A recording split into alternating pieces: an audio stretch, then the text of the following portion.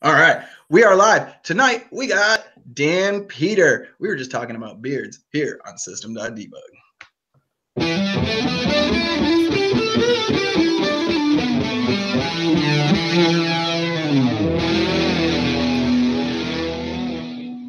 That's how my choir teacher always did it, I think. Yeah, there's definitely an up-down pattern there. Ryan's laughing it up.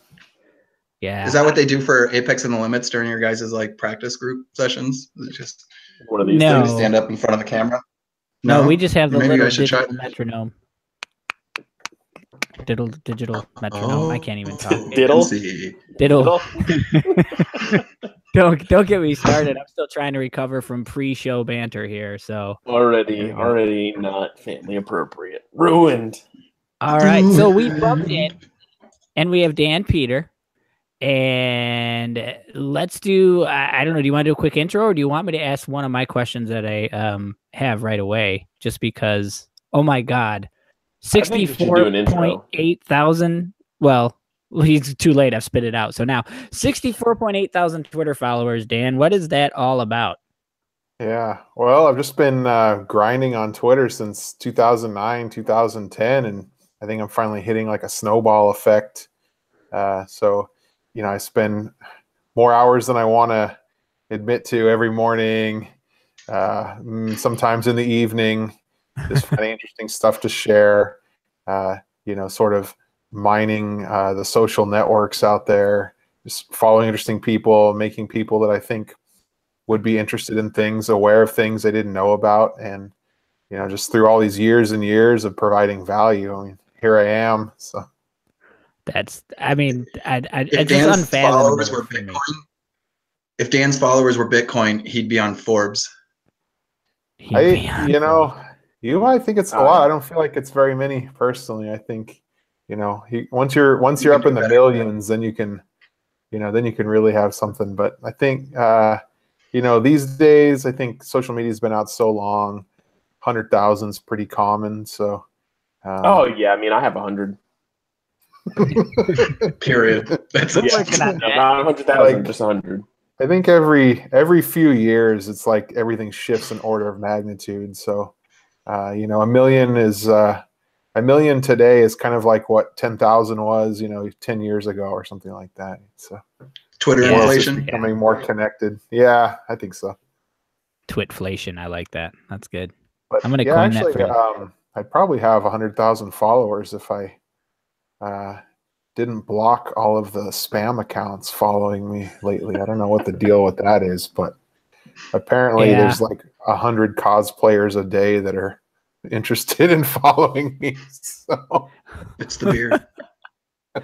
Yeah, it's the beard. It is. We're going back to the beard again. It's weird. They all have different names, but the same picture. So. So real quick, do you prefer Dan or Daniel when people run up to you at these events? Or Mr. You know, it's actually 50-50, so I know it's not the answer you probably are looking for, but either one's fine. I think Dan's a little shorter, so it's easier to yell or like say if you're in a hurry. But if someone wants to call me Daniel, I'm totally cool with that too. That works. I know what I prefer to call him, Brian, and there's a story behind this. So I am going to just share this brief little story. But I prefer to call Dan the Man of Steel. And here's why. I will give, I promise we will let Dan talk, but I have to get this story out. So last year in 2017, I went to Tahoe Dreamin'. Now, I'm from Wisconsin, and it snows like crazy here. It does. We see crazy snow. But I went to Tahoe Dreamin' by way of Sacramento, and we carpooled with Dan and Zach, and oh man, there was a number of people. Adam Olshansky was in there, and so he's driving through this blizzard, this nasty storm, and I swear to God, poor Adam, I think I was gonna like sit on his lap the whole time, because like we get to the edge and it's like a cliff down and there's snow, and I'm like, we're gonna die. And this man was unshakable the entire like what should have been a 2-hour trip seemed like it took 4 hours. Unshakable. So that is why we have the Man of Steel on the show with us today. Just saying. So there, I'll shut up now. I said my piece. This is the Man of Steel, everybody. Wow, I'm honored. My take hero. that, We Nick. all showed up alive. Nobody threw up. We're good. Yeah, that was a crazy year. You couldn't see some of the buildings. The snow was higher than the buildings. Yeah, it was Jeez. intense. It was my first trip to Tahoe, and like like I said, I'm from Wisconsin. Snow is nothing major here, but holy crap, y'all know how to do snow in Tahoe. So Yeah, that was anyway, the biggest year we had in a long time. yeah, that was freaky. So who knows if I'll get to go back out to Tahoe unless it happens in the summertime. So all right, I've Yeah. asked my questions. Summer would be I've cool. done it. Go ahead, Brian. Yeah, you. Brian's just All right. dying. So how long have you been in the ecosystem, Dan? Like on Salesforce, developing in general? When did you start? Yeah, I started 2009, so it's a nice round number. I've been doing this 9 years. Next year will be a little more fun, my 10-year anniversary. But I did all kinds of PHP, Java, .NET, Microsoft Office, Windows servers, and just pretty much general IT. Anything people would pay me to do, anything a company was running, I would work on it. But 2009 was sort of that transitional year for a lot of people when we had the subprime mortgage crisis, and some companies folded, different things like that. So a lot of people did career changes around then or took a break around then, and I was one of them. So I switched from general IT consulting to taking a full-time gig as a Salesforce developer, and I could tell even then, I could tell that was the future, like having to put a power supply in a computer and install Windows and, spend days just getting your environment going just to run something and then hope it stays up for a while. I was very happy to give that up and spend more time developing, like adding value way up the stack. It was a lot more bang for the buck. So 2009, I was pretty happy to switch to a different platform. Oh, amen to that. I do not miss the server world and the colo and all of that. Do not miss that at all in any way, shape, or form. I can't fathom. I mean, I realize there are some companies out there that they have to operate under certain regulations where the servers kind of have to be under their control. I get that, but any company with a choice, whoa, no, I can't imagine that. Yeah, move to the cloud, people. Yeah. And now, I don't know the exact numbers, but people pretty much, there's still some people hanging on there thinking the cloud's a big myth or a fad or something. But, vast majority of people realize the benefits of it. So it was pretty nice to be able to realize that early on and now be really in the thick of things now that it's kind of mainstream here. Mm-hmm.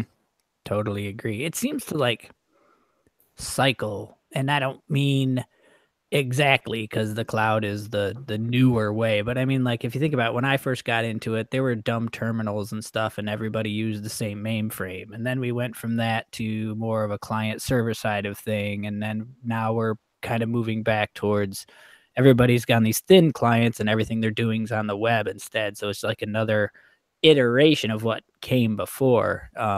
So I'm interested to see, and even hear your thoughts. What do you think the next iteration is going to be? Right? I mean, I can't even fathom it. I'm too old to try to think of that. By your pattern recognition, that means we're due for having more power in our client. So, maybe our Windows phone, or not Windows phone, but our smartphone will get smarter. So I'm thinking, something like a lot of that processing that we delegate to the cloud instead, maybe our phone can crunch that. Maybe some of these AI tasks and things like that will be done locally.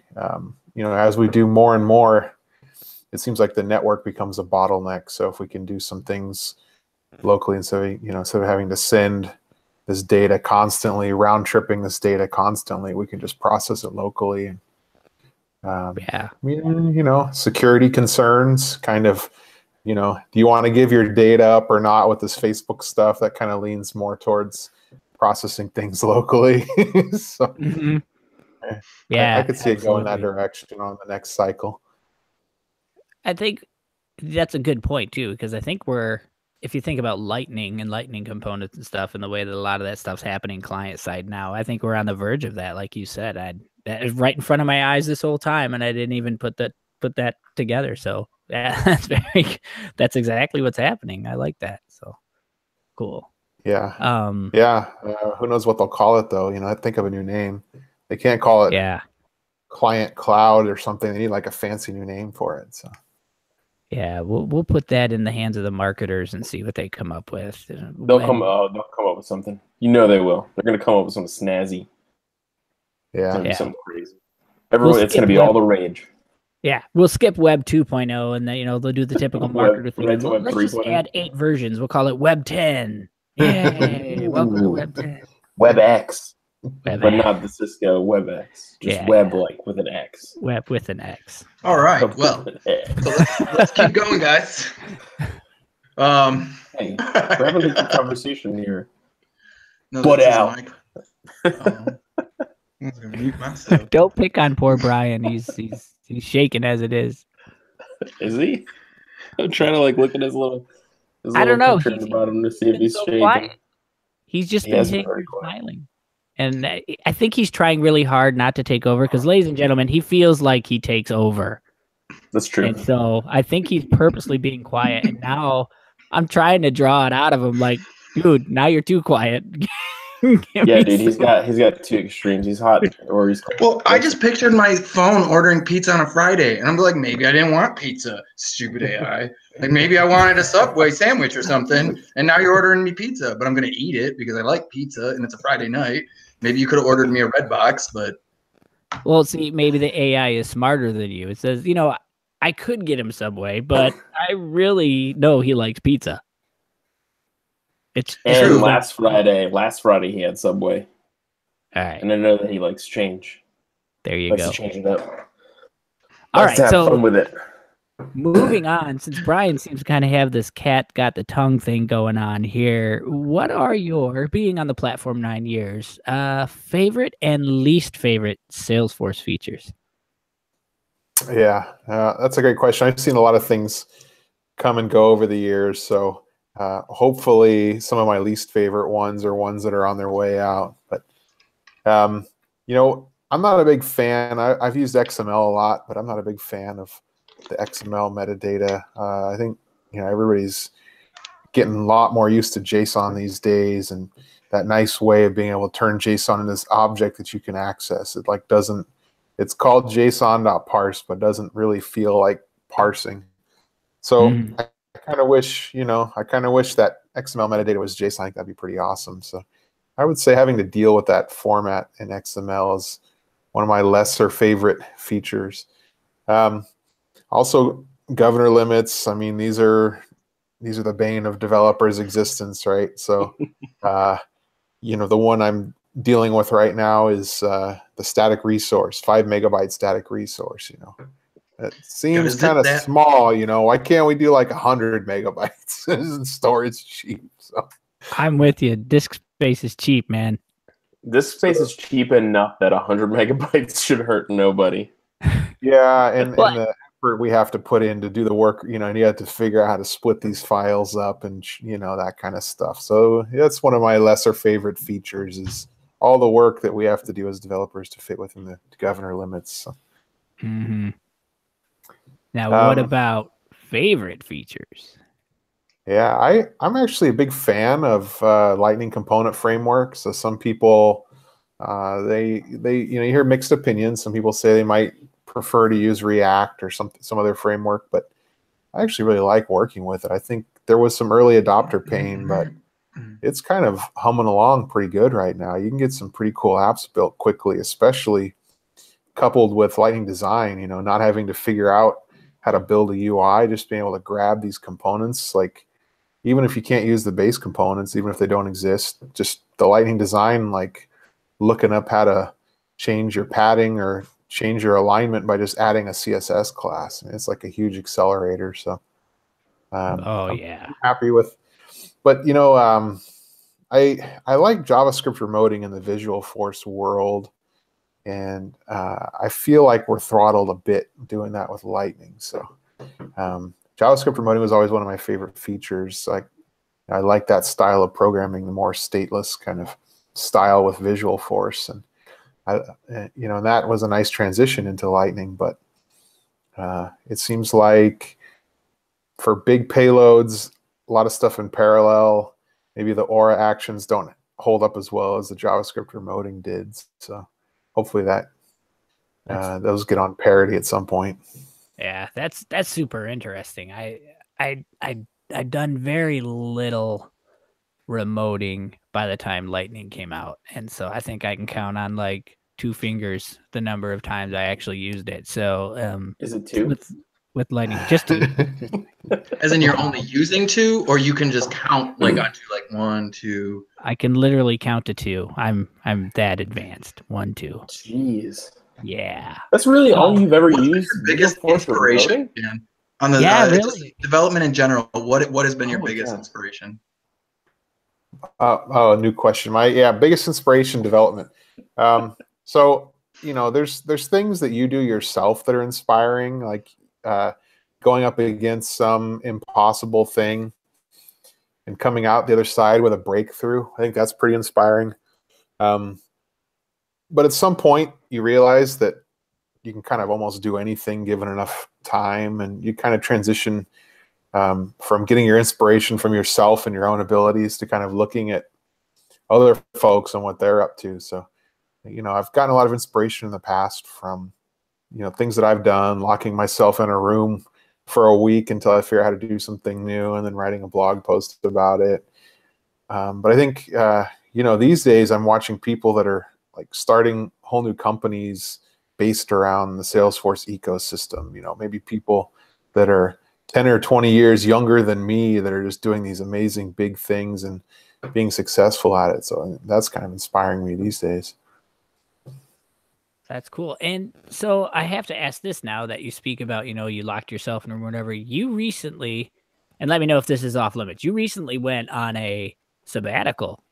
Did you draw anything from that? Or was that strictly like, man, I've been doing this forever. I need to just like unplug. You know, I'm just curious. Yeah, that's pretty much what that was. Gotcha. The latter. I actually, I probably had maybe 5% of that, where I actually got some time to sort of, you know, just have some empty space to try to see what I could come up with, some new creative stuff. But the vast majority was just unplugging, just kind of a physical recovery. I was working for a startup pretty intensely there for over 4 years, and just I didn't want to go right. You know, I don't know how many people know the whole story, but I was working at Canandy for 4 years, and we were acquired, and you know, I was kind of thinking about maybe doing something else before the acquisition. I stuck around after the acquisition for a while, and things were actually going good. Like there was continuity in the business. It was okay for me to leave. So I didn't feel like I was leaving anybody high and dry. So decided it was a good time to leave. And I didn't, you know, every time in the past, I'd leave one job and go right into the next. So I thought this time, let's try something different. Let's take a little time. Let's not jump into something. So I tried to take some time, but what ended up happening is the week after I resigned, I actually was busier than while I was working, like vetting job opportunities and all my friends pitching me their startups and this kind of stuff. I was like, whoa, this is crazy. So, so I need to get out of the country. So I just one day notice, you know, Sunday evening, I just went online and I'm like, let's book some tickets to Colombia. Let's book some hotel, you know, whatever I can get. So, you know, stick hut on the beach looks good. I left, I think it was like Monday. It's like the night before. Wow. Yeah.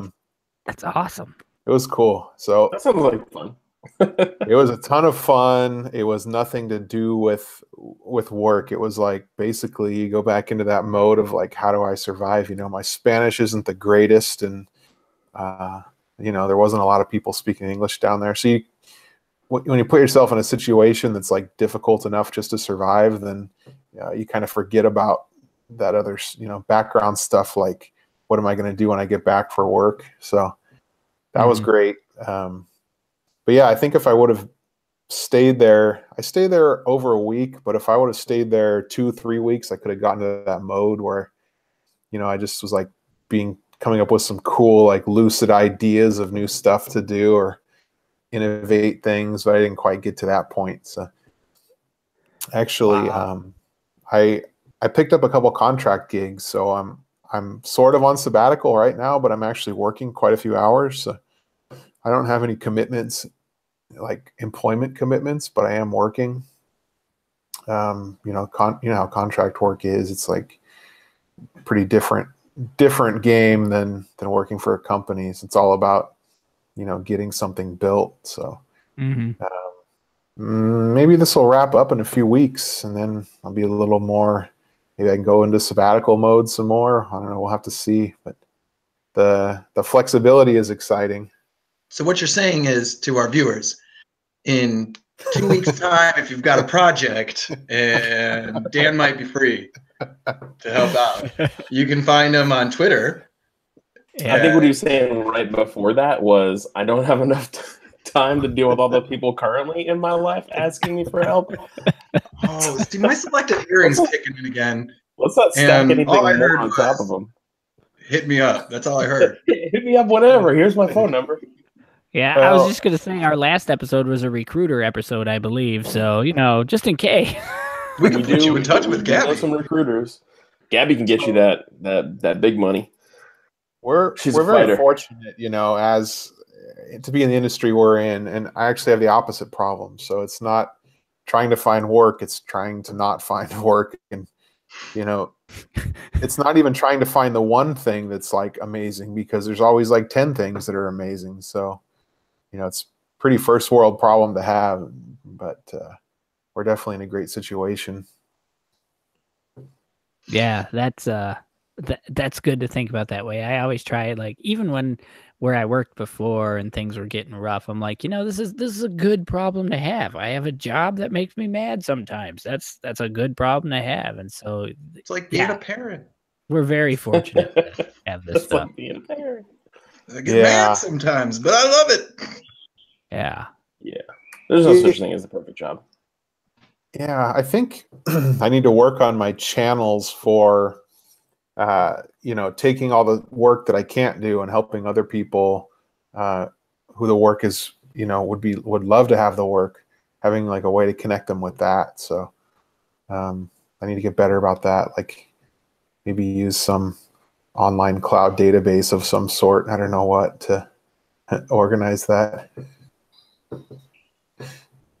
Oh, like I'm trying to think of one. I know I've got it tip of my tongue. It's not Dynamics.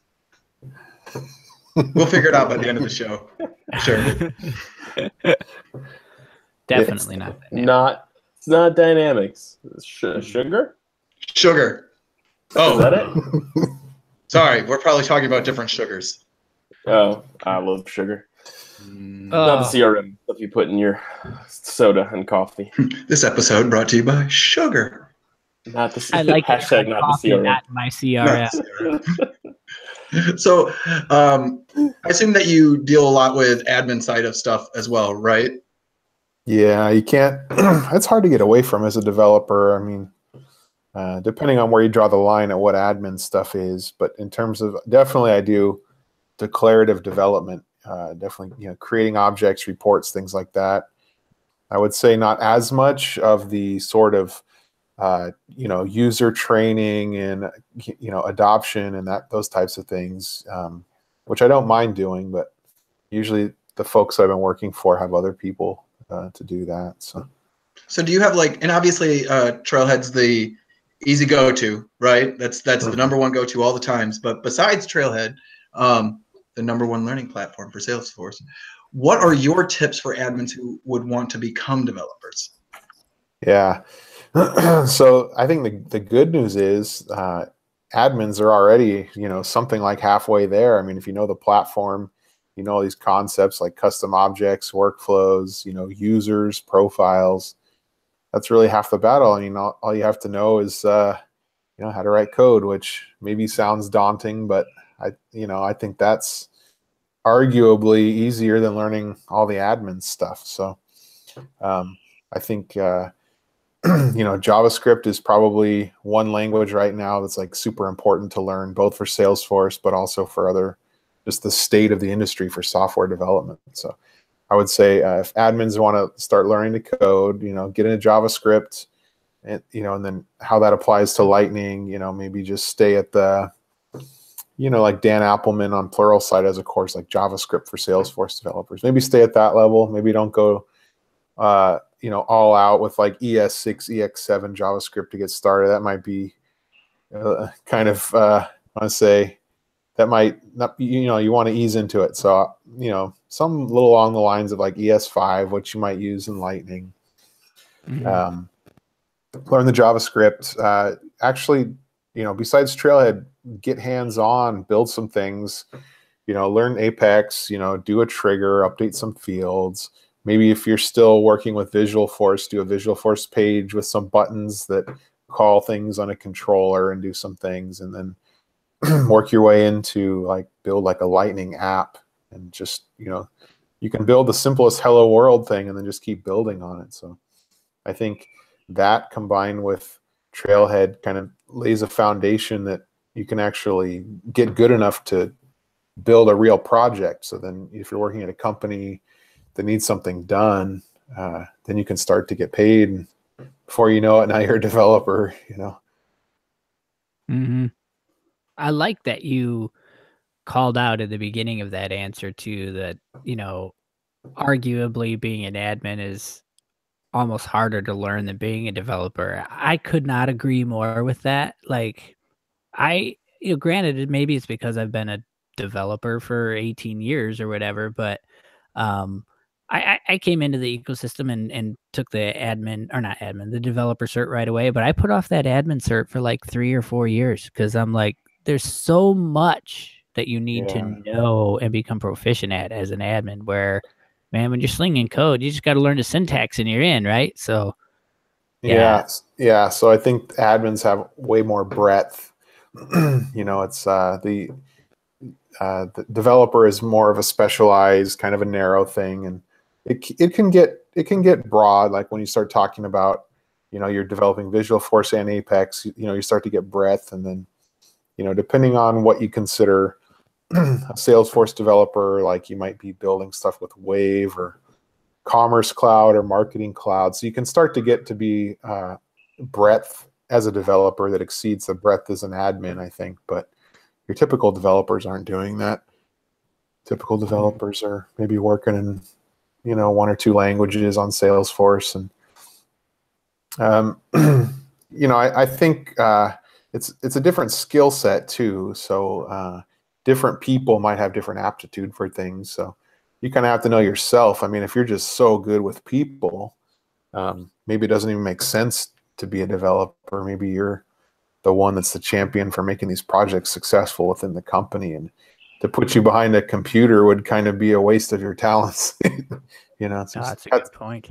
You have to know yourself. But if you definitely think you might be good at it, I would say, and you are an admin, you think you might be a good developer, I would say you're halfway there at least, so. Mm-hmm. Yeah, very true. And I know everyone knows this, but just for the record, we don't think any differently of admins or developers. It's all what you want to be. So we focus our questions obviously on the developer side because we're developers, but we're also admins at times. Mm-hmm. Yeah. So I'm trying to think. System.debug is like a developer term for it's what you use to show why your code's not working usually. Why it's broken. Yeah. Exactly. So like what's the equivalent for an admin, So, posting to chatter.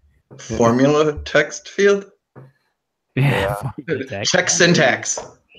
I was gonna say I don't even think admins have that luxury, right? They're just they really just have to Google around. If they're having an issue, they gotta kind of this would be like a Stack Overflow, Rakesh Gupta or Jen Lee style question right there. How do you debug? Yeah, I was just going to say, it's funny you say that, because basically they're left with the emails that you get from Flow when it fails and deciphering that, right? So, no. I mean, Contact your administrator. I am the administrator. yeah. So any admins watching who are absolutely, for whatever reason, intimidated about making it to the developer side, you've got it made, because the stuff you have to deal with compared to the developers, really, you've got it. So come join us. I feel like being a developer means you're kind of like immediate gratification. You know what I'm saying? Like, especially on Salesforce, because there isn't a ton of back end unless you're doing batching and scheduling and all that kind of stuff. But for the vast majority of stuff, you're developing it for a user, right? In some way or another. And so typically, you know, developers are very much looking into make a change, look at it, make a change, look at it. Yeah. Yeah. Failing and failing fast. Mm-hmm. Whereas I guess admin, I mean, you really don't. I don't know everything an admin does. Let me just clarify right here. I don't know everything that admins do. I'm just assuming they do a lot of administrative stuff. And like Daniel said, they're kind of championing the projects and making these things a reality. I mean, you don't have a fail fast other than, hey, developers, do what you're doing, do it fast. Let's see what happens to the whole product, right? Mm-hmm. Exactly. Yeah, I think the admins are who you want in your back pocket if you're trying to sell a product. So like if you know map anything. I don't know if that's the best way to put it. Like, there's admins out there going, I am not in your pocket. The ISVs, you know, definitely make friends with the admins, because they're going to be the ones that are going to influence the companies to buy the product or not. And developers will probably end up customizing it a bit, or, you know, integrating with it or something like that, but they're probably not going to convince the CTO to buy it as much as the admin is. So. That's fair. Cool. And I think with that, we really only have one thing in the chat at the moment, and that's just Blair Cole, who says, hey, he wants to say hi, and he met you at breakfast at TDX. I don't know if you would, you know, not to put you on the spot, I don't know if you know who he is. He's just saying hello.